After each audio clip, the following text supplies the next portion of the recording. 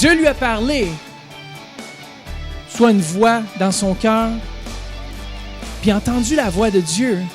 Puis Dieu a dit, c'est pas assez, je veux lui montrer une image. Il dit, sors dehors, regarde au ciel les étoiles.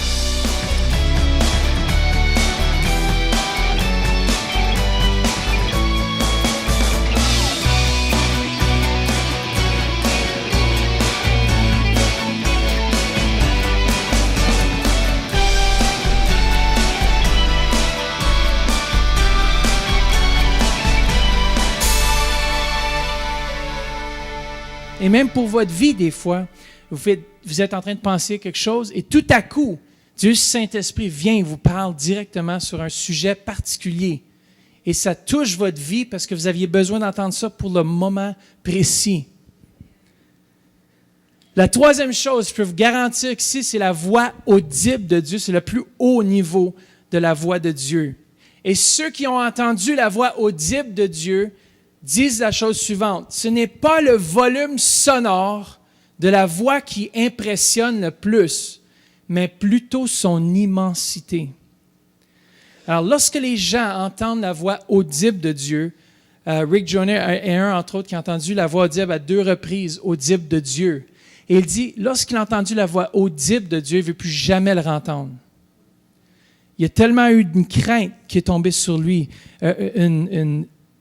une peur, mais pas une peur, mais oui, une crainte qui n'était pas pour survivre l'événement. Tellement que la voix de Dieu était immense. Tellement que Dieu est puissant. Et puis Dieu, ce matin, il veut parler. Moi, je veux entendre sa voix audible. Je dis ça, mais peut-être si je l'entends, je ne voudrais plus jamais l'entendre non plus. Mais j'aimerais ça vivre quand même cette expérience. Mais on peut entendre la voix de Dieu chaque jour. Ça dit, mes brebis entendent ma voix. Le troisième domaine où Dieu nous parle, alors on a les impressions prophétiques, la voix du Seigneur, et maintenant c'est les visions.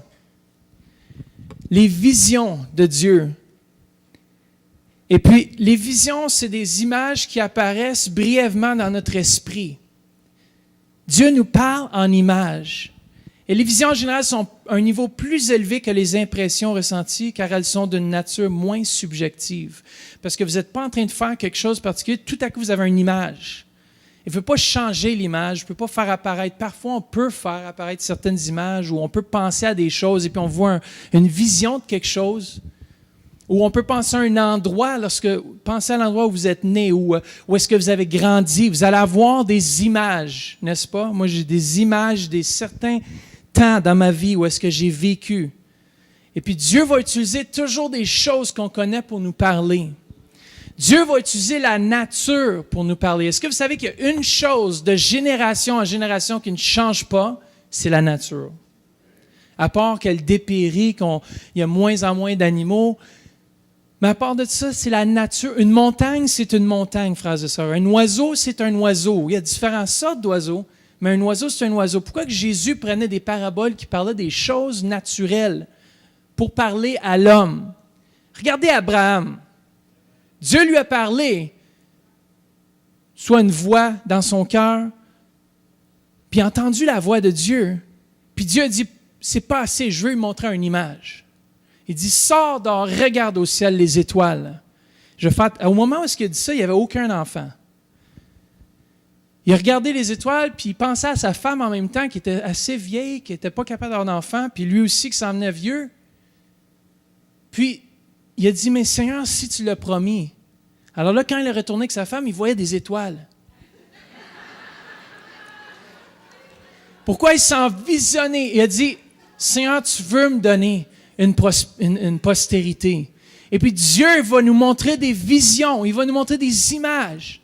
Et le premier niveau des visions, c'est des visions fugitives ou des visions qui viennent et qui partent rapidement, qui ne sont pas animées. C'est juste une image qu'on voit, ça apparaît rapidement. C'est le premier niveau des visions.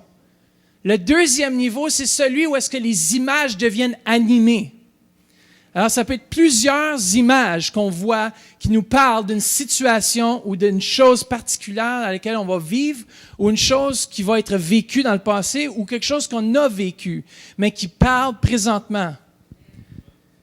Le troisième niveau des visions. Puis je vais en partager plus à Kairos.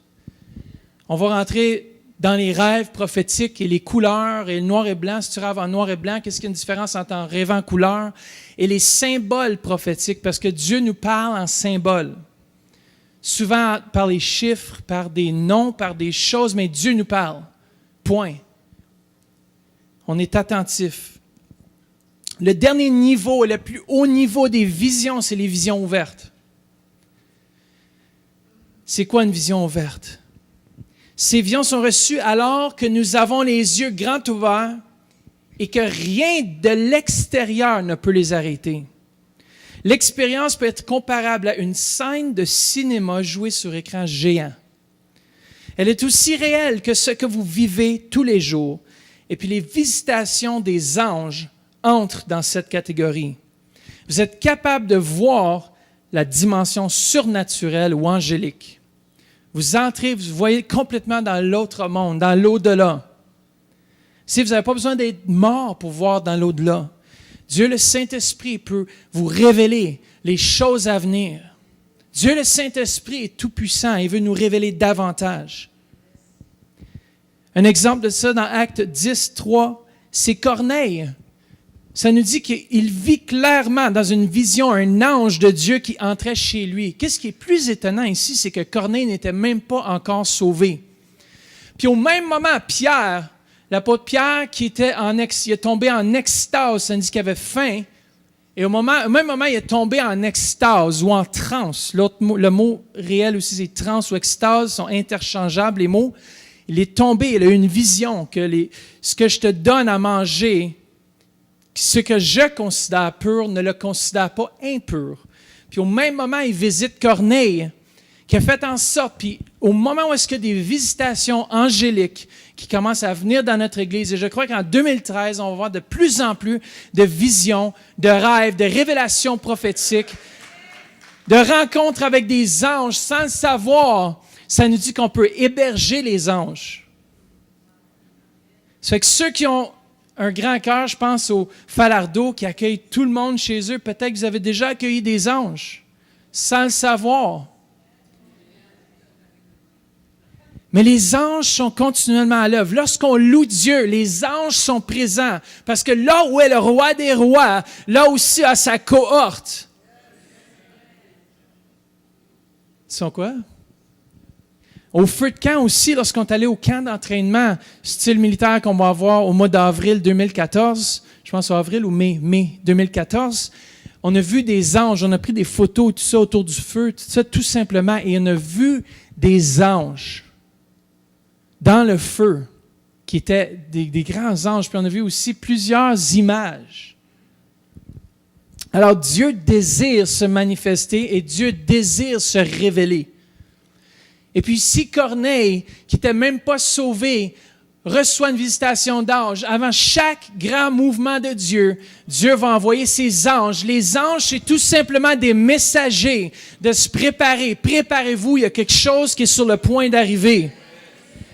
C'est comme un député qui précède la venue. Je ne sais pas si vous avez déjà vu Air Force One, mais comment est-ce que l'avion du président et tout ça, comment est-ce qu'il y a des avions militaires qui vont en avance de l'avion Air Force One, qui est presque un château volant.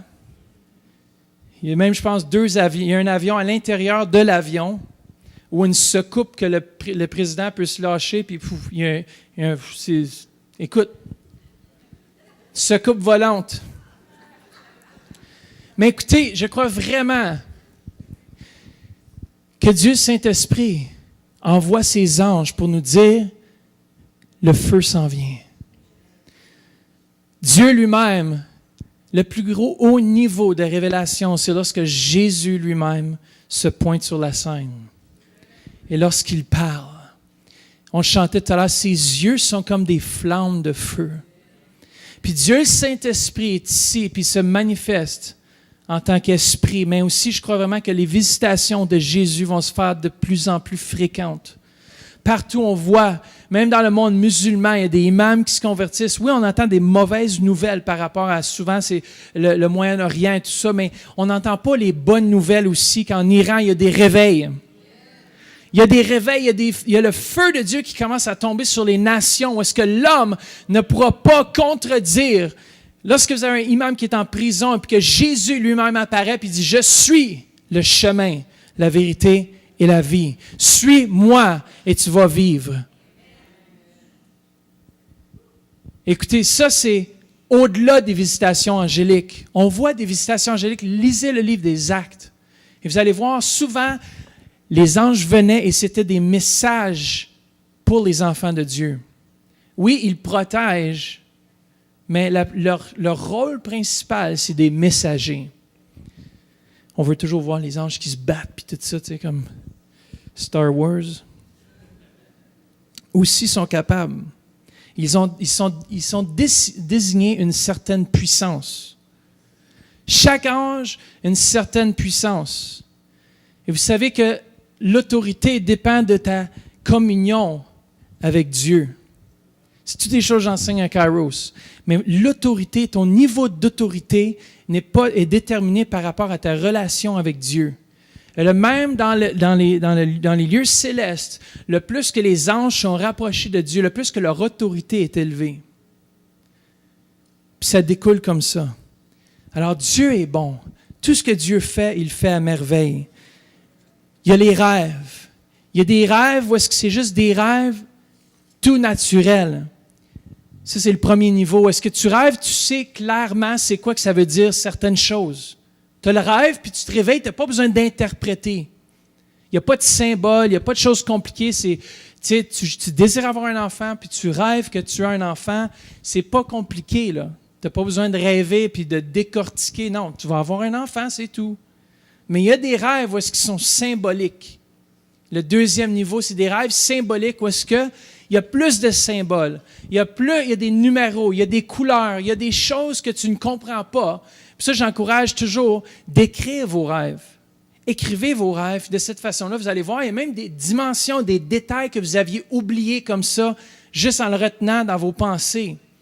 Un rêve prophétique, un rêve qui vient de Dieu, c'est celui quand tu te réveilles que tu ne peux pas oublier. Bon, il peut y avoir des rêves qui ne sont pas corrects, qu'on rêve, qu'on ne veut pas oublier. Mais les rêves vraiment prophétiques qui viennent de Dieu, c'est comme si tu ne peux pas t'en départir, tu ne peux pas l'oublier.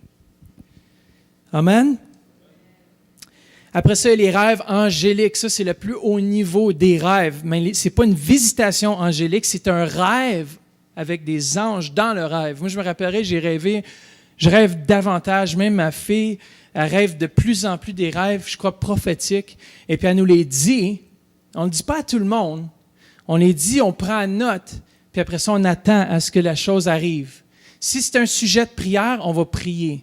Mais souvent, même ma femme reçoit des rêves aussi dernièrement davantage. Pourquoi? Parce qu'on recherche la dimension où est-ce que Dieu, le Saint-Esprit, n'est pas limité avec la matière, le temps et toutes ces choses-là. Dieu, le Saint-Esprit, est ici. Et moi, je prie vraiment que vous ayez une augmentation de vision, une augmentation de rêve, une augmentation. Qu'est-ce que ça fait? Ça nous rapproche de Dieu. Peu importe, tu peux voir, il y a un des versets que j'enseigne aussi à Kairos que je dis, tu peux avoir tous les dons de prophétie, mais si tu n'as pas l'amour, tu n'es rien. Mais l'amour de Jésus, c'est ça le but ultime, c'est qu'il veut nous approcher de lui. Il veut dire, je pense à toi, je te vois, je vois ta situation, je t'avertis des choses à venir. Si vous voulez savoir plus, venez à Kairos.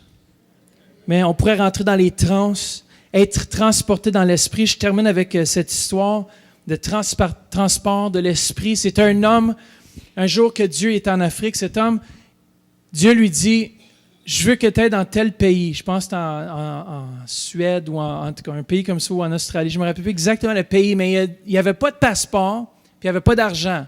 Déjà, tu es mal parti là, si tu n'as pas d'argent et tu n'as pas de passeport pour aller en quelque part. Vous savez qu'on ne voyage pas loin sans passeport. Oui, tu peux voyager à l'intérieur du Canada, mais tu ne peux pas voyager à l'extérieur du Canada sans ton passeport. Et cet homme, Dieu lui dit, tu vas aller dans tel pays. Puis il dit, bon, j'ai pas d'argent, j'ai pas de passeport, je vais t'obéir. Dieu dit, fais ta valise, puis va à l'aéroport. Bon, fait sa valise, il quitte pour l'aéroport. Une fois arrivé à l'aéroport, il pose son bagage à l'entrée, il dit, me voici, Seigneur. Je suis à l'aéroport maintenant, quoi? J'attends mon passeport qui va juste me tomber dans les mains surnaturellement ou de l'argent qui va arriver, que je puisse payer un billet pour partir. Dieu dit non, va à la toilette. Puis là, il dit, OK, ben, il était obéissant jusqu'à ce point-là. On va être obéissant jusqu'à la fin, il prend son bagage, va dans la toilette. Puis il dit, bon, quoi d'autre, Seigneur? Tu poses ton bagage, ferme la porte. Il pose le bagage, ferme la porte, tout ça, puis il dit, commence à me louer. Dans le milieu des toilettes, vous savez, tu sais ce qu'on est dans la toilette publique. La chose qu'on ne peut pas faire, c'est de faire trop de bruit, comme ça la personne à côté, s'il y a quelqu'un, ils ne vont pas te remarquer ta voix quand tu vas parler, quand tu vas sortir de la salle de bain. Mais là, il dit, commence à chanter puis à me louer pour ma grandeur, ma bonté. C'est pris par l'Esprit. Ses bagages et lui atterrissent là où est-ce qu'ils devaient être. Le transport de l'Esprit est encore véritable et vrai aujourd'hui, frères et sœurs. Là, je suis sûr qu'il a prié fort, Seigneur, il faut que tu me ramènes maintenant. Mais un des livres que j'ai lu aussi, c'est Bruce Allen, un homme qui a vécu aussi les transports de l'Esprit. C'est réel. Un jeune pasteur, je crois, en Asie, il se faisait transporter d'une église à l'autre pour prêcher l'Évangile. Il y a des évangélistes américains, tous avec un bon cœur et tous bien disposés pour essayer de servir. Lui achète un véhicule, c'était le pire cadeau qu'il aurait pu jamais recevoir. Maintenant, il ne se faisait plus transporter en esprit, il fallait que lui se transporte avec son véhicule d'une église à l'autre. Des fois, ce que l'homme pense est une bonne chose, selon l'esprit, ce n'est pas nécessairement une bonne chose. Dieu, je pourrais continuer, en tout cas, des histoires. Venez à Kairos, vous allez recevoir plein d'affaires comme ça. Mais Dieu est bon. Je termine juste avec 6 points, mais je vais juste les lire rapidement, n'ayez pas peur. Comment devenir plus sensible pour reconnaître quand Dieu nous donne une révélation? La première chose, c'est demeurer dans sa présence. Demeurons dans sa présence chaque jour. C'est lui qui le fait. C'est lui qui le fait au travers de nous. Deuxième chose, concentrez-vous sur les desseins divins. Vous savez, il y en a qui se concentrent sur les desseins malins, les desseins maléfiques. « Ah, Satan, il fait ça dans ma vie » ou « Satan fait telle chose ». Non, concentrez-nous sur les choses qui sont de Dieu. Changeons notre langage, changeons notre façon de penser, voyons différemment. Et Dieu va nous amener à un autre niveau. Alors, concentrez-vous sur les desseins divins. Demandez constamment à Dieu. Le Seigneur souhaite nous donner son royaume. Quatrième chose, grandir dans l'amour vis-à-vis des autres. On doit aimer notre prochain.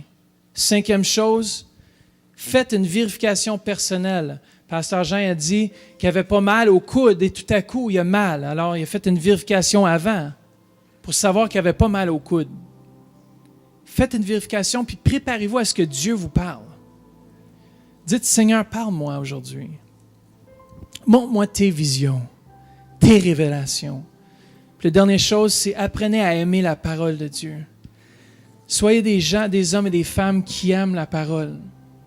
Je peux vous garantir que Dieu se révèle et se manifeste au travers de sa parole. Tu peux être en train de lire. Moi, je me rappelle des moments, je termine avec une histoire, mais j'étais dans mon temps de prière. J'ai plein d'autres histoires. J'ai une histoire, j'étais au chalet où est-ce qu'on a vécu. J'avais vécu que le Saint-Esprit m'a levé comme presque en dehors de mon lit. J'avais l'impression que je sortais de mon corps. Puis il y a des vagues de chaleur qui passaient d'un bord à l'autre. Puis lorsqu'on va avoir des visitations célestes de Dieu, l'ennemi n'est pas content. Il va essayer de venir voler. C'est la même nuit, je m'ai réveillé puis je sentais qu'il y avait une présence dans mon salon. Puis je l'avais vu comme en esprit. C'était comme freakant. J'avais peur parce que mes parents n'étaient pas là. Personne n'était là. J'ai juste commencé à prier. Seigneur. Mais l'autre fois, j'étais juste assis dans mon temps de méditation puis de prière. Puis c'est comme si le Seigneur Jésus a mis dans mon cœur, sa voix est venue puis a dit, je veux manger avec toi. Et tout à coup, c'est comme si j'ai vu une nappe céleste, comme une table céleste, et Jésus venait s'asseoir devant moi. Puis il m'a dit, ma parole, c'est comme la nourriture. Puis j'ai juste commencé à manger. Je m'ai juste assis, puis j'ai juste comme dégusté comme ce qui sortait de la bouche de mon maître. Puis je mangeais. Puis c'est comme si j'avais une relation sans parler. Mais c'est comme si il connaissait toutes mes pensées.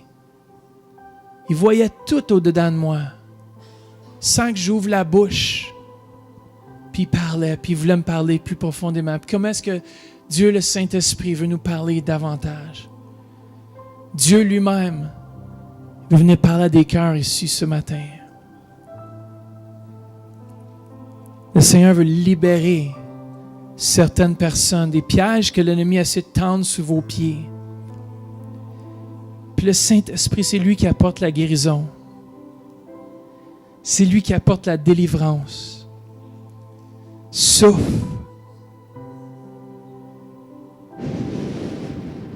Recevez. Chopogoïs.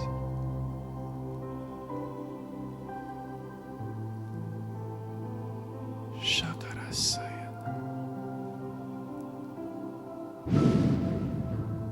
Alléluia, Jesus.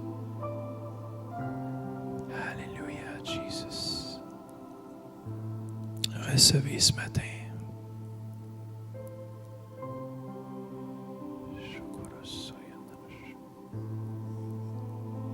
Alléluia, Jesus.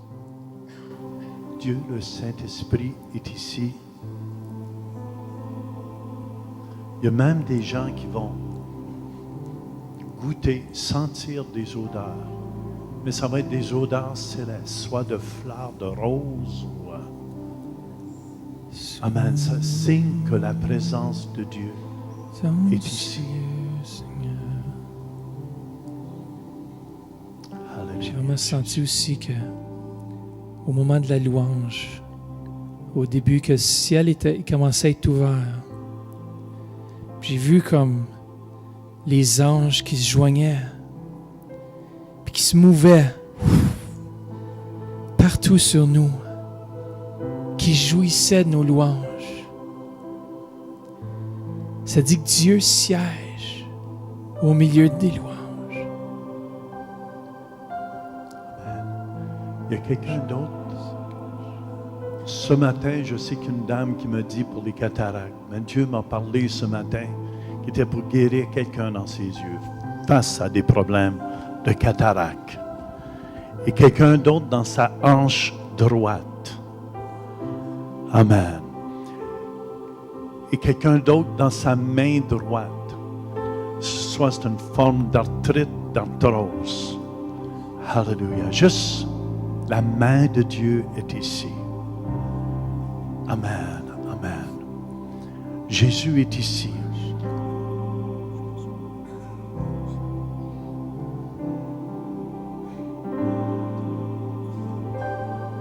S'il y a des gens ici qui n'ont jamais accepté Jésus, vous aimeriez le faire ce matin.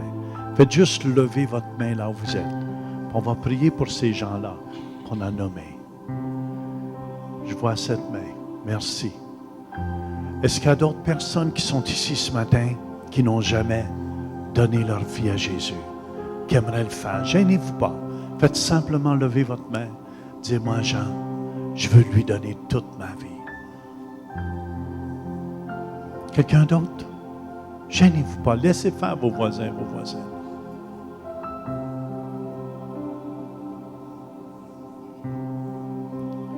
Si Dieu vous parle, endurcissez pas votre cœur. Juste avant qu'on prie pour les malades ce matin, je veux vraiment qu'on prie pour ceux qui n'ont pas Jésus, qui est la plus grande maladie.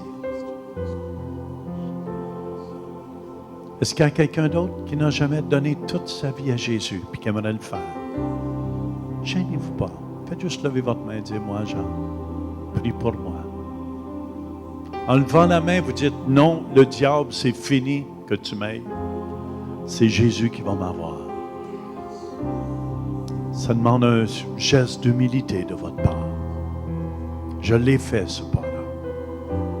Quelqu'un d'autre? Venez, monsieur, même s'il y a une personne. Venez, je veux prier pour vous. Un, deux. S'il y a quelqu'un d'autre? Amen. Amen.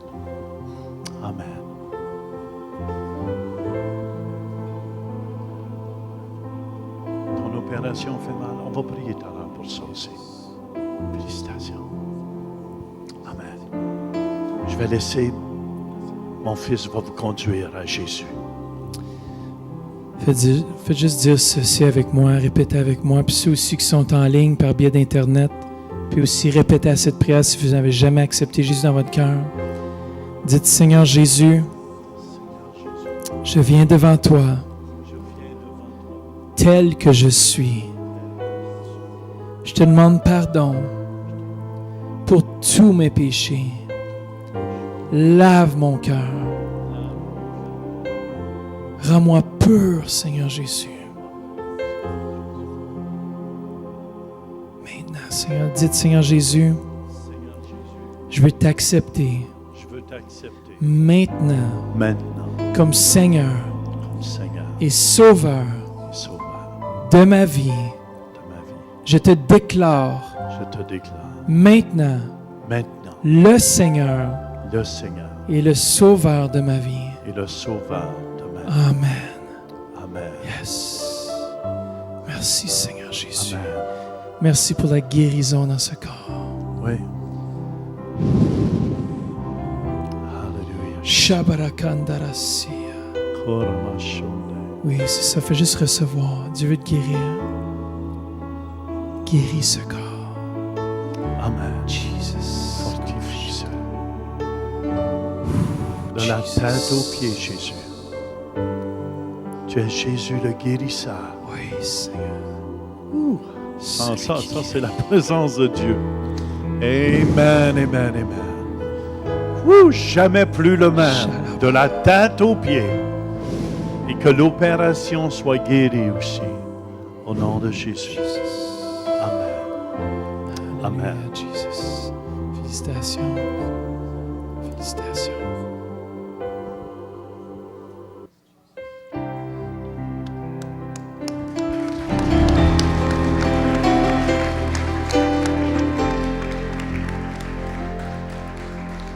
Alléluia.